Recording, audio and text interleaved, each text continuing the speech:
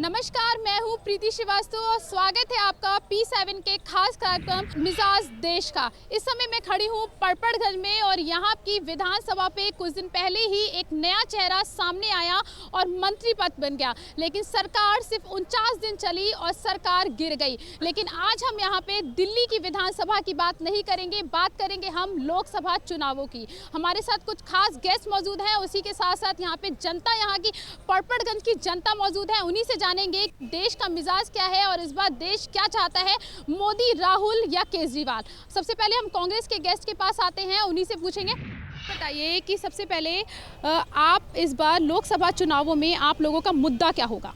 हमारा मुद्दा विकास का मुद्दा है। हम तो विकास के मुद्दे पे काम करते हैं और आगे हमने विकास के मुद्दे पे वोट मांग रहे हैं और विकास जो किया उसके काम पे वोट मांग रहे हैं। जो राहुल जी ने जो काम लेकर आए, जिन्होंने 10 साल के अंदर जो विकास किए, विकास का मुद्दा है। इसी के साथ हम बीजेपी के गेस्ट के पास जाते हैं और बीजेपी से पूछते हैं कि लोकसभा चुनावों में उनका मुद्दा क्या होगा।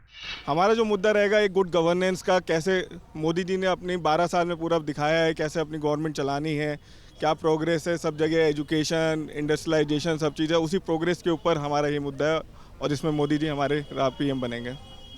अगर हम कांग्रेस और बीजेपी की बात करते हैं तो आम आदमी पार्टी को हम पीछे नहीं छोड़ सकते कि आम आदमी पार्टी ने दिल्ली विधानसभा चुनावों में काफ़ी अच्छा प्रदर्शन किया था और उम्मीद है कि लोकसभा चुनावों में भी वो काफ़ी आगे रहेगी। हमारे साथ आम आदमी पार्टी के भी गेस्ट मौजूद हैं, उन्हीं से पूछ लेते हैं। लोकसभा चुनावों में भी हमारा मुद्दा भ्रष्टाचार, स्वराज, एजुकेशन, वुमेन एम्पावरमेंट, महिला सुरक्षा जिसको कि कह सकते हैं, और आपका हेल्थ, और ये सारे मुद्दे रहेंगे जो कि देश के हर नागरिक को छूते हैं।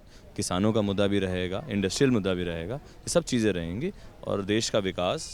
पर उससे पहले गवर्नेंस और सब चीज़ों से पहले एक क्लीन पॉलिटिक्स, एक भ्रष्टाचार रहित शासन, ये बहुत ज़्यादा ज़रूरी है। ये हमारा सबसे बड़ा मुद्दा रहेगा। तो ये था कांग्रेस, बीजेपी और आम आदमी पार्टी जिनका मुद्दा है। तीनों का मुद्दा लगभग विकास और भ्रष्टाचार है। जनता के पास हम जाएंगे और जनता से पूछेंगे कि उनका क्या सवाल है। वो क्या, ये जो तीन गेस्ट हैं, जनता क्या इन लोगों से सवाल करना चाहती है और उनको लगता है कि दिल्ली विधानसभा चुनावों में जिस तरीके से आम आदमी पार्टी ने प्रदर्शन किया था, क्या उसी तरीके का प्रदर्शन आने वाले लोकसभा चुनावों में भी रहेगा? आपको लगता है कि, इससे पहले मैं आपसे शुरू करूंगी, आपको लगता है कि जिस तरीके का प्रदर्शन आम आदमी पार्टी ने दिल्ली विधानसभा में किया उसी तरीके का लोकसभा में भी रहने वाला है? लोकसभा में भी इसका असर देखने को मिलेगा, क्योंकि ये जो आम आदमी पार्टी है ये अभी पूरी तरह अपने आप पाँव पे खड़ी नहीं हुई है। ये इनको चाहिए था कांग्रेस के साथ मिलके वहाँ पे थोड़ा सा समझें। और सवाल है आपके पास इन गेस्टों से पूछने के लिए, आपको लगता है कि इन्होंने जो वादे किए थे जनता से, वो वादे क्या इन्होंने पूरे कर दिए हैं? केजरीवाल सरकार अपने वादों से मुकर चुकी है। ना वो बिजली का रेट कम कर सकी और ना 700 लीटर पानी दे सकी। नितिन जी, सवाल है इनका आपके लिए कि केजरीवाल जो सरकार है उन्होंने वादों से मुकर चुकी है, ना ही उन्होंने बिजली दी और ना ही पानी दिया, तो उस पर आपका क्या कहेंगे?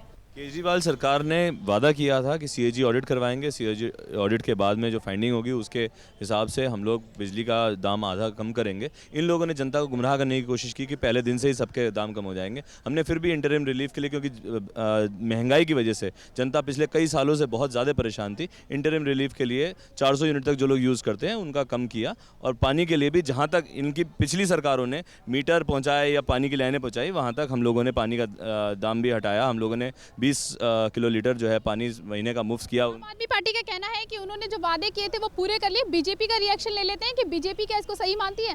आपको लगता है इन्होंने जो वादे किए थे वो पूरे कर लिए? मेरा तो ये मानना है केजरीवाल जी भागने में इतने एक्सपर्ट हो गए हैं, अगर उनको ओलंपिक्स में भेजा जाए तो गोल्ड मेडल जीत कर आएंगे वो देश के लिए। इन्होंने कौन सा वादा पूरा करा ये बताइए। मैं मानता हूँ बिजली इन्होंने कम कर दी है, बिल्कुल कर दी है। जब बिजली आएगी नहीं तो 50% तो आपका बिल आएगा ही। पानी 700 लीटर पानी का है, आप ये बताइए 700 लीटर पानी का है। कांग्रेस का पक्ष में ले लेती हूँ कि कांग्रेस का क्या कहना है। सर, आपका क्या कहना है इस पे? वादे पूरे किए हैं आम आदमी पार्टी ने?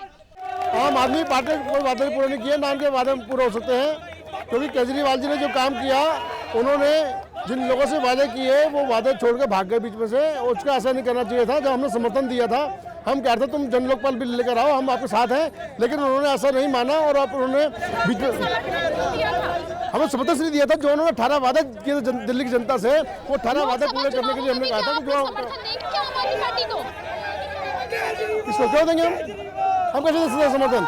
मतलब आने वाला समय बताएगा ना। कितनी सीटें जाते हैं। अब वो सीटें जो पहले आ गई थी, जनता भगा नहीं हमारे आएगी। साथ है, जनता से पूछ लेते हैं कि जनता का क्या कहना है। बीजेपी और कांग्रेस का कहना है, बीजेपी और आम आदमी पार्टी का कहना है कि आपकी सरकार ने वादे पूरे नहीं किए। लगता है आपकी सरकार ने वादे पूरे नहीं किए। नहीं, देखिए मैडम, वादे तो सारे पूरे करे हैं, लेकिन हमको चलाने नहीं दिया है। हम जो भी कोई भी दिल्ली का मुख्यमंत्री काम करने के लिए जाते हैं तो विपक्ष घेर लेता है, सारे काम करने के लिए है। आपको इतने दिनों में ही सारा कुछ बदलाव कर दिया, बिजली के, पानी के, सब चीज को बहुत कुछ करा है। मैडम मैं ये कहना चाहती हूँ, अब इन्होंने 18 मुद्दों पे दिल्ली की जनता को पागल बनाया है। अब मैं कौन से मुद्दों से प्लानिंग करके जनता के बीच में जाएंगे, पागल बनाएंगे। इन्होंने कितने महिलाओं के लिए कांग्रेस का आरोप है कि आपने दिल्ली विधानसभा में 18 मुद्दों जनता को बेवकूफ बनाया था। अब आप लोकसभा में चुनावों में दोबारा से जा रहे हैं, तो अब कौन से मुद्दे होंगे जिस पर आप एक बार फिर से जनता को बेवकूफ बनाएंगे? ऐसा जनता आपसे जवाब चाहती है। जनता का बेवकूफ़ बनाने की परंपरा कांग्रेस की है, जनता का बेवकूफ़ बनाने की परंपरा बीजेपी की है। हमारी ऐसी परंपरा नहीं, हम तो खुद जनता का पार्टी हैं। और हम लोगों ने 18 मुद्दों जिन पे बात करी थी, उनमें से कुछ पूरे कर दिए जो इमीडिएट पूरे होने वाले थे, जो थोड़े दिन लगने थे, उन सब के ऊपर कार्यक्रम शुरू किया। हमारी बदकिस्मती है, हमारी पूरी दिल्ली की जनता की बदकिस्मती है कि कांग्रेस और बीजेपी वालों को चुनाव में हारने के बाद भी अकल नहीं आई और अब भी उन्होंने जनता की भलाई में हो रहे काम को रोकने की कोशिश करी। बीजेपी के समर्थक कुछ कहना चाहते हैं, उनसे पूछ लेते हैं क्या कहना चाहते हैं। उन्होंने कहा हमने 18 मुद्दों पे जनता को बेवकूफ नहीं बनाया है, हम लोकसभा चुनावों में भ्रष्टाचार को मुद्दा बनाकर आगे जाएंगे। लगता है आपको सही कह रहे हो? हाँ, हेलो, देखिए सच बात तो ये है, नंबर 1 कांग्रेस का वर्कर हूँ, कांग्रेस जिंदाबाद थी, कांग्रेस जिंदाबाद रहेगी। बाकी ये मुद्दे की बात है, सारे ये इन्होंने मुद्दे गलत किए।